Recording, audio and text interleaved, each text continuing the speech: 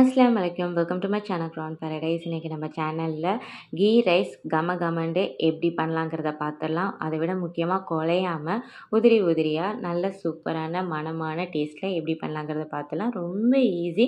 கண்டிப்பாக ட்ரை பண்ணி பாருங்கள். மறக்காமல் நம்ம சேனலை சப்ஸ்கிரைப் பண்ணுங்கள். எப்படி பண்ணலாங்கிறத பார்த்துடலாம்.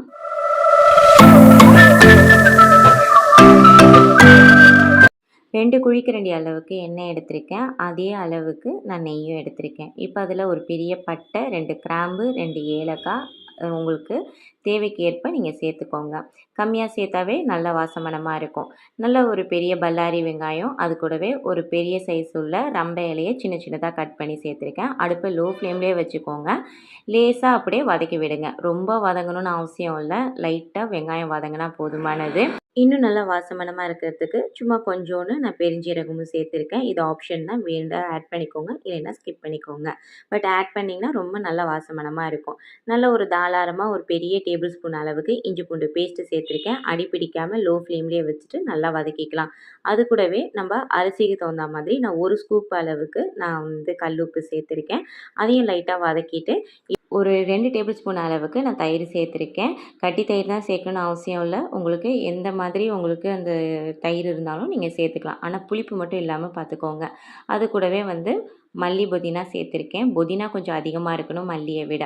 அதையும் லைட்டாக வதக்கி விட்டுட்டு இப்போ எந்த அளவுக்கு நீங்கள் அரிசி எடுத்துருக்கீங்களோ அதில் அப்படியே எக்ஸாக்டாக டபுள் அளவுக்கு தண்ணி விட்டு லோ ஃப்ளேம்லேயே வச்சு மூடி வச்சுருங்க. நல்ல தண்ணி தலபலன்னு கொதிச்சதுக்கப்புறம் அரை மணி நேரத்துக்கு முன்னாடியே நம்ம அரிசியை வாஷ் பண்ணி வச்சுருப்போம் இல்லையா, அந்த அரிசியை இப்போ இது கூட சேர்த்துக்கோங்க.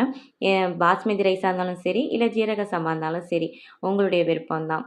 இப்போது ஈவனாக தண்ணியும் அரிசியும் சம அளவில் வந்துடும். லோ ஃப்ளேம்லேயே வச்சுட்டு வேக விடுங்க.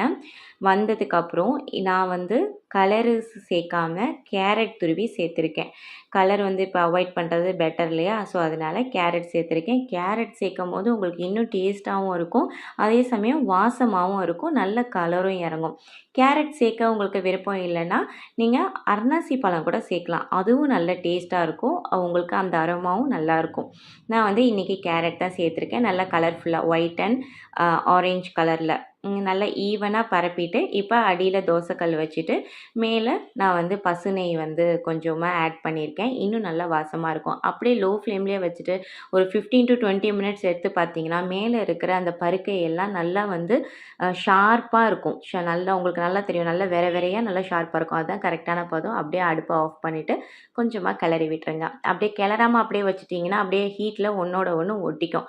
ஸோ அதனால் லைட்டாக உடையாமல் கிளறி விட்டு அப்படியே அது கூடவே ஒரு மட்டன் ஆனமோ இல்லை சிக்கன் ஆனமோ சேர்த்து சாப்பிட்டு பாருங்கள். அட செம்ம டேஸ்ட்டில் இருக்கும். கண்டிப்பாக ட்ரை பண்ணி பாருங்கள்.